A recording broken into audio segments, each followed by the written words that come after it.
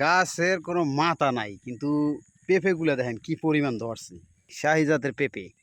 তাই অনেকেই এই পেঁপে চাষ করার নিকে চারা খুঁজে পাইতেছেন না, যারা আমার সাথে যোগাযোগ করবেন। দেখেন ছোট্ট গাছে কি পরিমাণ পেঁপে ধরে। শাহি জাতের পেঁপে দেখছেন সাইজগুলো কত সুন্দর সাইজ।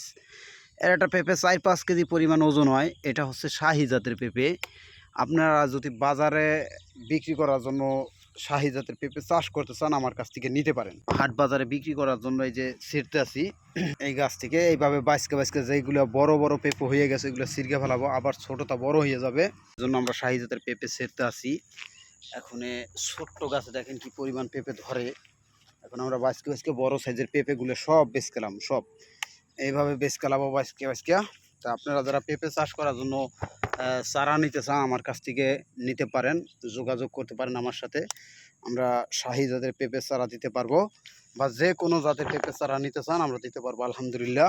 দেখছেন এইভাবে বাঁচকে বাঁচকে বড় বড় পেঁপে করা সিরকে ফেলাইলাম গাছের থেকে। আর কিছু ডাউগুলো মরে গেছে, এগুলো গ্যাস সৃষ্টি হয়ে গাছে ভাইরাস হয়, এর জন্য এই মরা ডাউগুলো ফেলাই দিলাম। আর এখন যেগুলো আছে ছোট ছোট এগুলো আবার পরের সপ্তাহে বিক্রি করব। কীভাবে পেঁপে ধরছি আমরা বাজারে বেচার জন্য, পেঁপে বেচার জন্য এখন ছিঁড়তে আসছি। এইভাবে বাঁচকে বাঁচকে পেঁপে ছিঁড়বো। তা দেখেন শাহি জাতের পেঁপে চাষ করায় কতটা লাভ। ডাগুলাটা একটু লাল হয়ে গেছে, ফাড়াই দেই। এটার জন্য আপনার ভাইরাস সৃষ্টি হয়ে যায়, মরা ডাগুলা রাখতে হয় না। আর দেখেন গাছের অবস্থা, মানে ফলের ওজনে, যে পেঁপের ওজনে গাছ একবারে পুরো কাইত হয়ে গেছে। এটা ঠিয়া দিলে ভালো হইতো, ঠিয়া দিতে পারি নাই কিয়া। সিরকা সিরকা বাজারে বিক্রি করবো, হাট বাজারে। এই যে দেখেন সাইজ কত সুন্দর পেঁপের সাইজ দেখেন।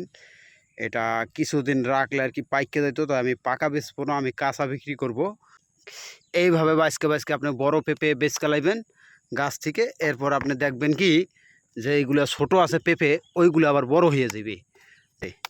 এইভাবে বড় পেঁপেগুলো বাইসকে বাইসকে বিক্রি করলে যেগুলো আবার দেখতেছেন ছোট সাইজ, এগুলো বড় হয়ে যাবে।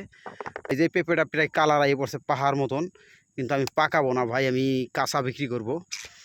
এখন হাট বাজারে বিক্রি করব, কারণ দাম ভালো আছে। প্রত্যেক বছর শ্রাবণ মাস আসলে তরকারি টান পড়ে যায়, ওই সময় দাম হয় প্রচুর। অন্য অন্য তরকারিগুলো বৃষ্টিতে নষ্ট হয়ে যায়, ওই সময় পেঁপে গাছগুলো সুন্দরভাবে যদি বেড করে দেওয়া যায়।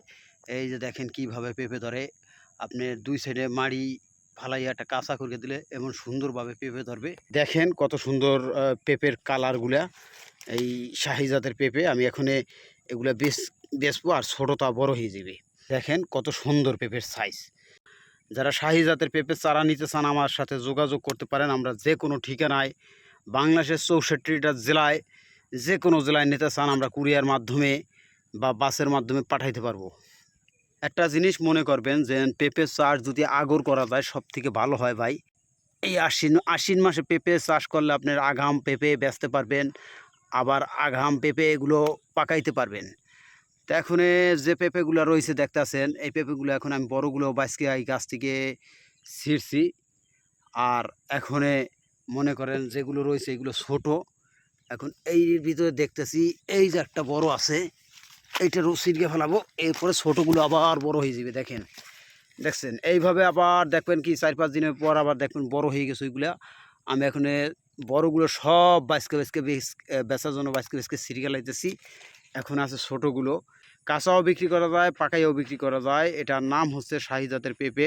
বেচার জন্য এখন পেঁপে ছেড়তে আসি গাছ থেকে, আর এই যে এইভাবে সাজাইতে আসি, হাট বাজারে নিয়ে যাব বিক্রি করতে।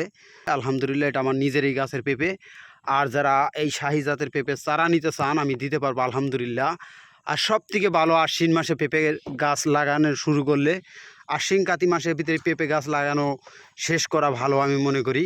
কারণ আগাম পেঁপে চারা যদি নিতে চান আমার সাথে যোগাযোগ করতে পারেন।